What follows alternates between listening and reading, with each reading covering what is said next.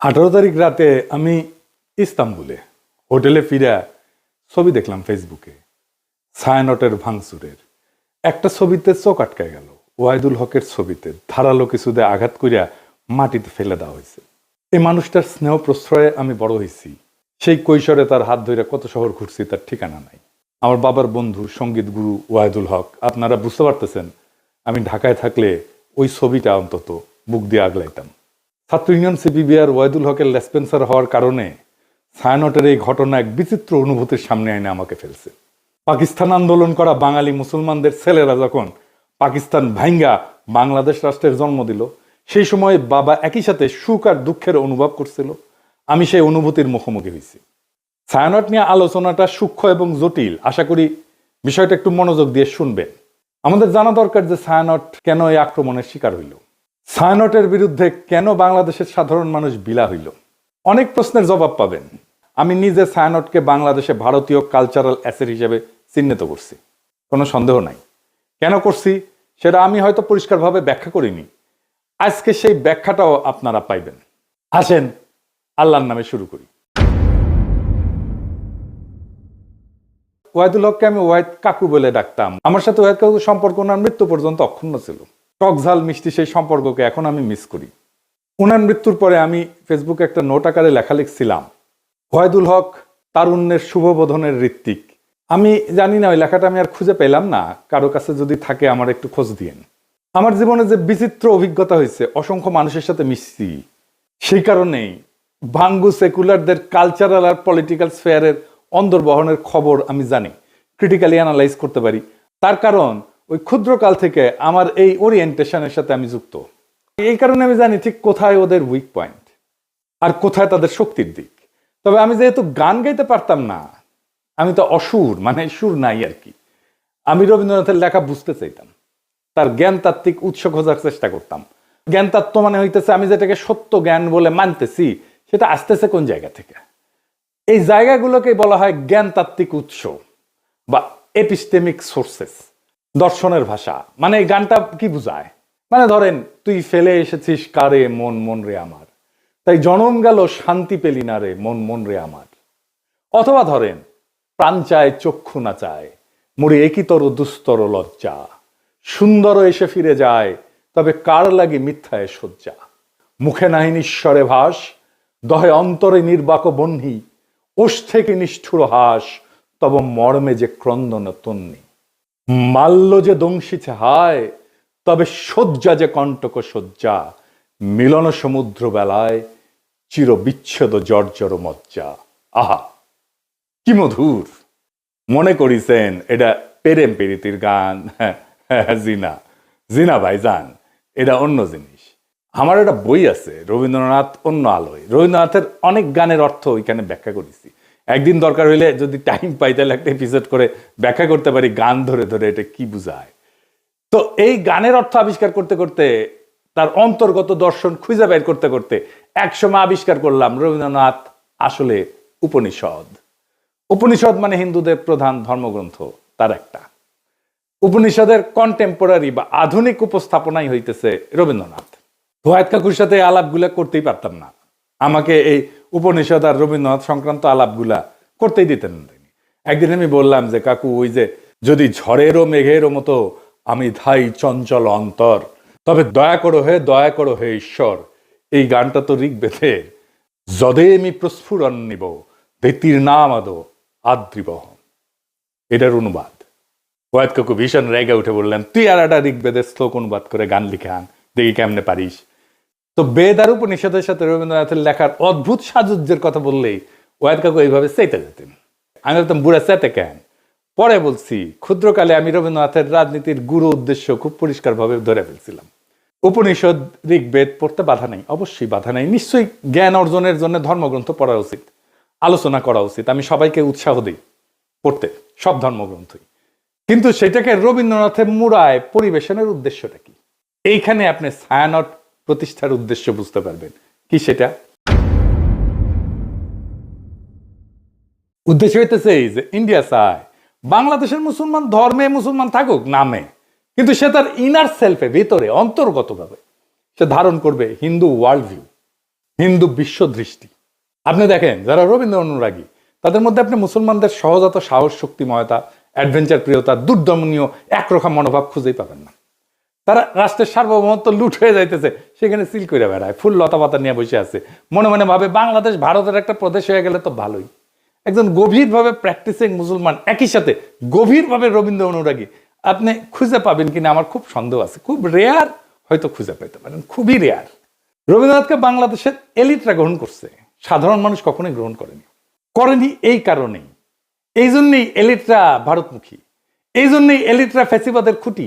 আমাদের ডিজাস্টার হয়েছে আমার সোনার বাংলাকে জাতীয় সঙ্গীত করার সময়। রবীন্দ্রনাথকে পলিটিক্যাল আর সোভারেন প্রোটেকশন দেওয়া হয়েছে এবং তাকে পবিত্রতা দেওয়া হয়েছে এই জাতীয় সঙ্গীত করার কারণে। দ্বিতীয় কারণ হইতেছে আমাদের রাজনৈতিক জনগোষ্ঠী হিসেবে এটা ক্রিস্টালাইজ হওয়াটাকে বাধা দেয় রবীন্দ্রনাথ। কিভাবে? রবীন্দ্রনাথ বাংলাদেশের যেটা ডমিনেন্ট মুসলিম কালচার, এটাকে পলিটিক্যাল ক্রিস্টালাইজেশনের পথে বাধা হইয়া দাঁড়ায়। আমি একটা উদাহরণ দিই, খুব বাস্তব উদাহরণ।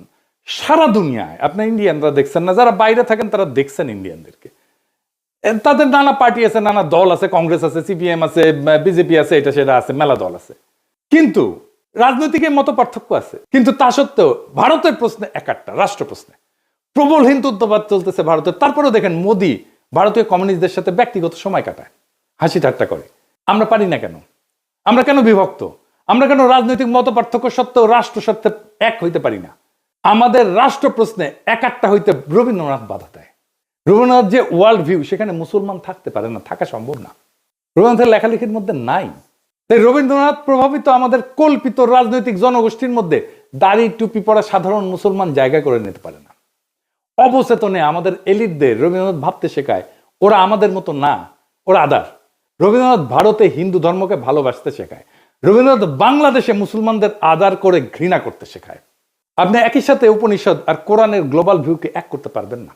আপনি কোএক্সিস্ট করতে পারবেন, সহাবস্থান করাইতে পারবেন, কিন্তু এক করতে পারবেন না, এটা অসম্ভব। কিন্তু ইন্ডিয়ানরা চায় এক করে দিতে, এই প্রগতিশীলরা চায় এক করে দিতে, এই ছায়ানট চায় এক করে দিতে। বাংলাদেশে যে রবীন্দ্রনাথ প্রজেক্ট, এটা সঙ্গোপনে হিন্দু ধর্মের ওয়ার্ল্ড ভিউ ঢুকায় দেওয়ার প্রজেক্ট। বাংলাদেশের মুসলমানদের মধ্যে হিন্দু ওয়ার্ল্ড ভিউ আর হিন্দুদের মধ্যে মুসলমান ওয়ার্ল্ড ভিউ ঢুকাই দিলে সমস্যার সমাধান হবে না তো। হিন্দুকে আধা মুসলমান আর মুসলমানদেরকে আধা হিন্দু বানাইলে সমস্যা মিটবে না, সমস্যা বাড়বে। হিন্দুকে হিন্দুই রাখতে হবে, মুসলমানকে মুসলমানই রাখতে হবে। দুই ধর্ম কোএক্সিস্ট করবে, একসাথে থাকবে। দুই ধর্মের ওয়ার্ল্ড ভিউ বা বিশ্ব দেখার দৃষ্টিভঙ্গি কিভাবে আলাদা আর একটু গভীরে যায় বুঝি, সবার একটু মনে থাকবে। তাইলে একেবারে উদাহরণ দিয়া খেয়াল রাখবেন, আমি ভালো বা খারাপ বলতেছি না, কিন্তু বলতেছি আলাদা, দুইটা আলাদা। ধরেন প্রশ্নটা হইতেছে যে দুনিয়াটা কি আসলে, দুনিয়াটাকে এক না বহু? এডিটর সাহেব এটা উপরে লেখেন, দুনিয়াটা এক না বহু। এখন হিন্দু বিশ্ব দৃষ্টিভঙ্গি এটাতে বলে দুনিয়াটা বহু স্তরের, অনেকগুলো স্তর, এটা চক্রাকারে চলমান, সৃষ্টি স্থিতি প্রলয় বারবার ঘটে। সময় ঘড়ির মতো না, সময় ঘড়ির মতো সরল রেখায় যায় না, বরং চাকার মতো। মানে হিন্দু ধর্মে কিন্তু মৃত্যুর পরে আবার জন্ম আছে, জন্মান্তর আছে, আবার জন্ম নেয়, এটি স্বাভাবিক চক্র। আজ যেটা হইতেছে সেটা আগে ঘটছে, একই জিনিস ভবিষ্যতেও ঘটবে, কারণ চক্রাকারে সময় চলে চক্রাকারে। তার মানে পৃথিবী বহুবার সৃষ্টি হয়েছে, বহুবার ধ্বংস হয়েছে, আবারও ধ্বংস হবে। আচ্ছা, এইবারে ইসলামী ওয়ার্ল্ড ভিউ, এখানে বিশ্ব একবারই সৃষ্টি, কিয়ামত একবারই হবে, সময় সোজা লাইনের মতো, সৃষ্টি, জীবন, বিচার, পরকাল, সিম্পল, সিরাতুল মুস্তাকিম। ইতিহাসের একটা শুরু আছে এবং শেষ আছে। এইবার আসেন মানুষ প্রসঙ্গে। মানুষ আসলে কে? মানুষ কি সোল, আত্মাটাই মানুষ, নাকি দায়িত্বশীল ব্যক্তিটা মানুষ? এখানে হিন্দু ওয়ার্ল্ড ভিউ বলে, এদিকে লেখেন, মানুষ মূলত আত্মা, আত্মন বলে সংস্কৃতে। শরীর বদলায়, আত্মা থাকে। আত্মার লক্ষ্য হচ্ছে মুক্তি বা মোক্ষ। আমি এটা মুক্তিযুদ্ধ নিয়ে একটা আলাপটা করছিলাম। এই জগৎ থেকে বাইরে যাওয়ার সহজ উদাহরণ, কারণ এই চক্রের মধ্যে আপনি যখন ঢুকে গেছেন, এটা বাইরে যেতে পারলে আপনার মোক্ষ ঘটে না। আপনি একটা পোশাক খুলে আর একটা পোশাক করলেন, পোশাক বদলাইলেন, কিন্তু আপনি বদলাইলেন না তো, তাই না? এই আত্মাই আসলে শরীর বদলায়। আমার মধ্যে যে আত্মা আছে হিন্দু ধর্ম অনুযায়ী, এই আত্মা অনেক দিন থেকে চলে আসতেছে, আমার শরীরে আছে। এখন আমার শরীরটা মরে যাবে, কিন্তু আত্মা বেঁচে থাকবে। এই আত্মার একজন আর একটা শরীরে ঢুকবে, জন্মের নতুন জন্মের মধ্যে দিয়ে, এটাই জন্মান্তর। ওই জন্মে আমি কি হব, সেটা হবে আমি এই জন্মে যত পাপ বা পুণ্য করছি সেটার উপরে ভিত্তি করে আমি বড় লোক হব, গরিব হব, ব্রাহ্মণ হব, শূদ্র হব, যেটা খুশি। এবার ইসলামী ওয়ার্ল্ড ভিউ, মানুষ একক এবং অনন্য ব্যক্তি, এবং এই একটাই জীবনের একমাত্র সুযোগ, এটাই লক্ষ্য। জবাবদিহির মাধ্যমে ন্যায় ভিত্তিক জীবনযাপন করে আমি পরকালে অক্ষয় শান্তি লাভ করতে পারি। এখানে কোনো সেকেন্ড চান্স নাই। আচ্ছা, ভালো কাজ মন্দ কাজ এটা কিভাবে কাজ করে Hindu world view? Hindu world view এটা কর্মফল, মানে আমি যা কাজ করি সেইটার ফল, এটার ভালো মন্দের ফল স্বয়ংক্রিয়, এটা কেউ বিচারক না। কিন্তু দেখেন সেকুলার এবং বামপন্থীরা ওরা কিন্তু একটা কথা বলে, কার্মা ইজ এ বিচ, এই কথা বলে না, মানে কর্মফল, বুঝছেন? ওরা যে আসলে হিন্দু কালচারটাই নেয়, সেটাই হচ্ছে এই কথা। দেখেন অনেকে এটা বলে, আপনি দেখবেন আওয়ামী লীগ টাওয়ামী লীগ বাম টাম এগুলা যারা আছে প্রগতিশীল, তারা এটা বলে কার্মা ইজ এ বিচ। তার মানে কর্ম আসলে ফলটা দেয়, কর্মই ফলটা দেয়। আমি যেটা করতেছি এটাই ফল দেবে। ফল পেতে এই জন্মে না হলেও পরের জন্মে আমি ফল পাবো। এমন একটা পাপের জন্ম হবে পরের জন্মে, ওইখানে যে আমি আমার এই আজকের কর্মের ফলটা আমি ওইখানে পাবো, এটা কর্মফল। ইসলামী ওয়ার্ল্ড ভিউটা কি? ভালো মন্দের নৈতিক হিসাব আছে এবং বিচারক খোদা তাআলা, আল্লাহ তাআলা। ইচ্ছা, নিয়ত, প্রেক্ষাপট, এখানে সবকিছু বিবেচনায় আছে, ভালো মন্দের বিবেচনায়। 4 নাম্বার, সমাজে আসলে বৈষম্যকে কিভাবে দেখা হয় হিন্দু ওয়ার্ল্ড ভিউ। হিন্দু ধর্মে তো আপনি জানেন যে জাতিভিত্তিক ভাগ আছে আর কি, মানে ব্রাহ্মণ সবার উপরে, শূদ্র সবার নিচে, আমি বলে ব্রাহ্মণ, এটা মাথায় রেখে। তো যাই হোক, এই যে বর্তমান অবস্থা, এইটা পূর্বজন্মের ফল হিসেবে দেখা হয়। আমি যদি এই জন্মে খারাপ কইরা থাকি আর কি, তাহলে এটা আমার পূর্বজন্মের ফল। আমি যদি এই জন্মে ভালো কইরা থাকি, তাহলে আমি পূর্বজন্মে অনেক পুণ্য করছিলাম, সেই জন্য এই জন্মে ভালো করেছি। সো হিন্দু ওয়ার্ল্ড ভিউয়ে মানুষ উঁচু নিচু জাত হয়ে জন্মায়, জন্ম থেকেই সে উঁচু বংশের অথবা নিচু বংশের। এইবার ইসলামী ওয়ার্ল্ড ভিউয়ে কি বলে? মানুষ জন্মগতভাবে সমান, সমান মর্যাদার। এইখানে যে ধনী গরিব বা মানুষের কষ্ট আছে, এটা একটা পরীক্ষা, ইহ জগতে পরীক্ষা। এবং ইসলাম ধর্মে অন্যায় দেখলে নীরব থাকাটা পাপ, গুনাহ। 5 নাম্বার, মানুষের আসলে ডেস্টিনি কি, শেষ লক্ষ্য কি? হিন্দু ওয়ার্ল্ড ভিউ কি বলে? মানুষের শেষ লক্ষ্য হচ্ছে এই জগতের বন্ধন ছিন্ন করা। মানে এই যে চক্রাকারে যে চক্রের মধ্যে পড়ে গেছি না, ওই যে বলে না চক্করের মধ্যে পড়ে গেছি, এইটাই হইতেছে হিন্দু ওয়ার্ল্ড ভিউ। চক্করের মধ্যে পড়ে গেছে, এখান থেকে চক্কর সেটা বাইরে হয়ে গেলে এটাই হচ্ছে মোক্ষ, মুক্তি। এই সংসার মায়া, চূড়ান্ত শান্তি হচ্ছে বিশ্ব থেকে মুক্তি। আমি আর জন্মাবো না এসে আর একবার। আপনি আতুর ঘরের কথা শুনছেন না? আগে ছিল কিন্তু এখন নাই। আতুর ঘরে যখন হিন্দু রমণী সন্তান সম্ভব হয়, তখন একটা ঘরের এক কোনায় একটা জায়গায় আলাদা একটা ঘর বানানো হয়, ওইখানে সন্তান জন্ম দেয়। কেন? কারণ এই জন্মটাই তো পাপ একটা, জন্মই আমার আজন্ম পাপ, একটা কথা আছে দাউদ হায়দারের, এটা বই ছিল না, জন্মটাই আমার আজন্ম পাপ। এটা হিন্দু ওয়ার্ল্ড ভিউ। তাই জন্মটা যেহেতু পাপ এবং জন্মটা যেহেতু অপবিত্র, সেজন্য তাকে দূরে রেখে জন্মটা দিতে হয়, বুঝেছ? আচ্ছা, আর ইসলামী ওয়ার্ল্ড ভিউ কি? জগৎ মায়া না, এই দুনিয়াটা রিয়াল, এই দুনিয়াতে ন্যায় প্রতিষ্ঠা করাটাই কাজ। সমাজ, রাজনীতি, অর্থনীতি সব গুরুত্বপূর্ণ, এই দুনিয়া ইহজগৎ খুব গুরুত্বপূর্ণ। পরকালটাকে এই জীবনে ইহজগতে যা করছি সেইটার আমি ফয়সালা পাবো, বিচার হবে, তারপরে তার সেই অনুযায়ী আমি হয় বেহেশতে যাব অথবা দোজখে পড়ব। এই বিশ্ব একটা নৈতিক পরীক্ষা। মানুষ আল্লাহ তাআলার এক দায়িত্বশীল সৃষ্টি, যাকে পাঠানো হয়েছে দুনিয়াতে তার খলিফা কইরা। এটা একটা স্পিরিচুয়াল জার্নি, এটা কমপ্লিট করার জন্য। কমপ্লিট হয় হাসরের ময়দানে, বিচারের সামনে যায়। কারণ প্রশ্ন হইতে পারে, তাহলে কি হিন্দু মুসলমান একসাথে একটা রাষ্ট্র বা সমাজে থাকতে পারবে না? হিন্দু মুসলমান দুই ধর্মের মানুষ কিভাবে তাদের স্বাতন্ত্র্য বজায় রেখে একসাথে শান্তিতে থাকতে পারবে? সেটার রাজনৈতিক সমাধান বের করতে হয় তো রাষ্ট্রকে। এর চাইতে বড় কাজ তো ভারতীয় উপমহাদেশে আর নাই। কিন্তু আগে সিদ্ধান্ত নিতে হবে, আমরা শান্তিতে থাকতে চাই। সিদ্ধান্ত নিলে পথ বের হবে, পথ আছে। চালাকি কোনো সমাধান না, সমাধান চালাকি করে বের করা যাবে না। হিন্দুকে আধা মুসলমান বা মুসলমানকে আধা হিন্দু বানায় না, এটা হবে না।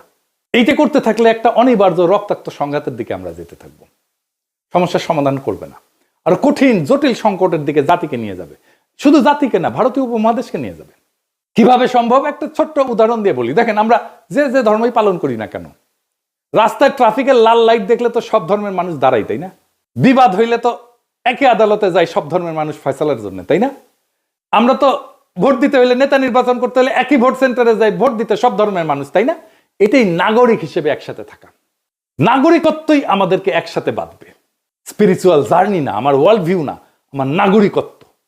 আমি যেই যেই জায়গায় আমরা নাগরিক হিসেবে আমি শেয়ার করি সেই জায়গাটা আমাকে বাঁধবে। যাই হোক, আগের আলাপে ফিরে আসি। ছায়ানট নিয়ে বাংলাদেশের মানুষ চূড়ান্ত বিলা হয় 2018 সালে। হ্যাঁ, 2018 সালে যখন বাংলাদেশের মানুষের চোখে স্পষ্ট হয় মোদির সাথে ছায়ানটের সম্পর্ক। কেন ছায়ানটে হামলা হইলে মোদির বিজেপি বাঙালিদের জায়গায় উঠতে বলে? এটার উত্তর কি দেখছেন? ছায়ানটে হামলা, বাঙালিদের জেগে উঠতে বলল মোদির বিজেপি। কেন? কারণটা হইতেছে 2018 সালে ভারত সরকারের পুরস্কার পায় ছায়ানট। স্বয়ং মোদি অভিনন্দন জানায়। শুধু অভিনন্দন না, ছায়ানটের এই ভারত রাষ্ট্রের পুরস্কার, যার জুরি বোর্ডের চিফ ছিল স্বয়ং মোদি, সেই পুরস্কার নেওয়া ছিল একটা গুরুতর নৈতিক এবং রাজনৈতিক ভুল। এটা কোনো ভারত বিরোধী আবেগ না, এটা রাষ্ট্রীয় সহিংসতা, জনগণের স্মৃতি এবং সাংস্কৃতিক প্রতিষ্ঠানের নৈতিক সীমা, এই তিনটার সংঘাত। কিভাবে? রাষ্ট্রীয় পুরস্কার কিন্তু কখনো নিরপেক্ষ না। রাষ্ট্রীয় পুরস্কার মানে এই প্রতিষ্ঠান আমাদের রাষ্ট্রের নৈতিক এবং সাংস্কৃতিক বয়ানের অংশ। এটা কোনো ব্যক্তিগত শিল্পীর সম্মান না, এটা রাষ্ট্রীয় বৈধতার অংশীদারিত্ব। পৃথিবীর বহু মানুষের কাছে মোদি গুজরাটের কসাই নামে পরিচিত। এটা রাজনৈতিক গালি না, এটা একটা নৈতিক অভিযোগের একটা প্রতীকী নাম। বাংলাদেশে মোদি অসম্ভব ঘৃণার পাত্র। বাংলাদেশে মোদি বিরোধিতা কোনো বিমূর্ত বিষয় না, বাস্তব ঘটনা। 2021 সালে মোদি বাংলাদেশে সফরের বিরুদ্ধে ব্যাপক গণপ্রতিরোধ হয়, পুলিশের গুলিতে সংঘর্ষে বহু মানুষ মারা যায়, শহীদ হয়। সাধারণ মানুষ এটা প্রতিরোধ করছে। কেউ এটা অস্বীকার করলে সে ইতিহাস অস্বীকার করতেছে। এখন প্রশ্ন হইতেছে, যে ব্যক্তির আগমনের বিরুদ্ধে বাংলাদেশের মানুষ জীবন দেয়, তার নেতৃত্বাধীন জুরি বোর্ডের মনোনয়নের পুরস্কার নেয় একটা রাষ্ট্রের কাছ থেকে, ছায়ানট এটা কিভাবে সংস্কৃতি বলে চালায়? আর সেই রাষ্ট্রের কাছ থেকে, যেই রাষ্ট্রের বর্তমান সরকার মুসলিম নিধন, নাগরিক বঞ্চনাকে স্বাভাবিক করে তুলছে, কাশ্মীর থেকে দিল্লি সব জায়গায় এটা প্রমাণ আছে। এই দুই অবস্থান। এখন ছায়ানট তো বলতে পারেন আমরা রাজনীতি করি না, এ দাবি আর টেকে না। এই যুক্তিটা সবচেয়ে বড় ভণ্ডামি। কারণ রাষ্ট্রীয় পুরস্কার গ্রহণ করে একটা রাজনৈতিক কাজ। রাজনৈতিক ক্ষমতার কাছ থেকে সম্মান নিলে আপনি রাজনীতির ভেতরে ঢুকে পড়েন। রাজনীতি করি না বলার তখন সুযোগ থাকে না। রাজনীতি করি না বলার সুযোগ একদম শেষ হয়ে যায়। রাজনীতি না করলে ওই পুরস্কারটা প্রত্যাখ্যান করতে হয়, গ্রহণ করলে রাজনীতির দায় নিতে হয়। তো মোদি কেন ছায়ানটকে বন্ধু মনে করে বুঝতে পারতেছেন তো? এটা তো কোনো কাকতাল না। এই প্রশ্নটা সবচেয়ে ভয়ঙ্কর। মোদি ছায়ানটকে বন্ধু মনে করে কারণ ছায়ানট ভারতীয় সাংস্কৃতিক হেজিমনিকে বাংলাদেশে ফেরি করে। তারা সফট হিন্দুত্ববাদকে রবীন্দ্রনাথের মোড়কে উপস্থাপন করে বাংলাদেশে ফেরি করে। ছায়ানট তার একটা নিরাপদ সাংস্কৃতিক প্ল্যাটফর্ম হয়ে উঠছে, যাকে ভারত রাষ্ট্র তার মতাদর্শিক সফট পাওয়ার হিসাবে ব্যবহার করতে পারে, স্বীকৃতি দেয়। এইটাই তো বাংলাদেশের মানুষ দেখছে। তো ছায়ানট কি করতে পারত? পুরস্কার প্রত্যাখ্যান করতে পারত। ইতিহাসে অসংখ্য উদাহরণ আছে যেখানে পুরস্কার গ্রহণ না করাই নৈতিক অবস্থান হয়ে ওঠে, প্রত্যাখ্যানই প্রতিষ্ঠানকে সম্মানিত করে। ছায়ানট যদি বলতো বাংলাদেশের জনগণের স্মৃতি এবং রক্তের ইতিহাসের কারণে আমরা এই রাষ্ট্রীয় পুরস্কার গ্রহণ করতেছি না, সেটাই হইতো সবচেয়ে শক্তিশালী সাংস্কৃতিক বক্তব্য, সবচেয়ে বড় নৈতিক শিক্ষা, সবচেয়ে বড় আন্তর্জাতিকভাবে সম্মানজনক অবস্থান এবং দেশের মানুষের ভালোবাসা পাওয়ার রাস্তা। আপনি বাংলাদেশে কাজ করেন, মোদি কেন আপনাদের বাহবা দেয়? কেন দেয়? এই প্রশ্নের জবাব দিতে হবে না? বাংলাদেশের মানুষের সাথে আপনার কন্ট্রাক্টটা কি? সোশ্যাল কন্ট্রাক্ট কি? আপনি সমাজের রাষ্ট্রে কি অবদান রাখছেন? একটা প্রতিষ্ঠান করছেন। বাংলাদেশের সাথে আপনার কন্ট্রাক্টটা কি? বাঙ্গু সুশীলদের সফট হিন্দুত্ববাদের দীক্ষা দিচ্ছেন, আর যে রাষ্ট্রেরা মানুষের মৃত্যুর স্মৃতিতে বাংলাদেশে ঘৃণার প্রতীক, তার হাত থেকে সম্মান নিচ্ছেন। লজ্জা লাগে না? সমাজ তো হঠাৎ করে পাগল হয়ে যায়নি, মানুষ হঠাৎ করে সংস্কৃতি বিরোধী হয়ে ওঠেনি। এটা জমে থাকা একটা দীর্ঘ বিচ্ছেদের বহিঃপ্রকাশ। বাংলাদেশের মানুষ এমন ছায়ানট চায় যে তার দুঃখে কাঁদে, তার স্বপ্নে সহযাত্রী হয়, তার কল্পনার ভাষা হয়ে ওঠে। বাংলাদেশের মানুষ এমন ছায়ানট চায় যে মোদির অখণ্ড ভারতের কল্পনাকে রবীন্দ্রনাথের সুরে ঢেকে দেয় না, বরং সুরে ফেলে দেয়। যদি ছায়ানট নিজেকে সেইভাবে পুনর্গঠন করতে পারে, জনগণের স্মৃতি, ক্ষত আর আকাঙ্ক্ষার পাশে দাঁড়াইতে পারে, তাইলে ছায়ানট আবার উঠে দাঁড়াবে। আর যদি তা না পারে, যতই মানববন্ধন করেন, গান আর প্রতিবাদ করেন, ইতিহাস তাকে ভাঙবে না, মানুষই তাকে ছেড়ে যাবে। আপনি ছাত্রই পাবেন না, কেউ আর গান শিখতে আসবে না, কেউ আর সেখানে নিজের স্বপ্ন খুঁজবে না, কেউ নিজের কল্পনার সাথে ছায়ানটকে জুড়বে না। আপনার কালচারাল লেজিটিমেসি কোলাপস করতেছে। কারণ সংস্কৃতি টিকে থাকে মানুষের ভালোবাসায়, মানুষের মধ্যে, গণমানুষের মধ্যে, রাষ্ট্রের বাহবায় না। আপনারা তো জনগণকে হারায় ফেলছেন, ভারতকে পাইছেন, জনগণকে হারায় ফেলছেন। যে সংস্কৃতি জনগণকে হারায়, সে শেষ পর্যন্ত কালের অন্ধকারে হারায় যায়। এটাই ইতিহাসের সত্য। এই সত্যই শিখাইছে আমাদের জুলাই বিপ্লব। ইনকিলাব জিন্দাবাদ।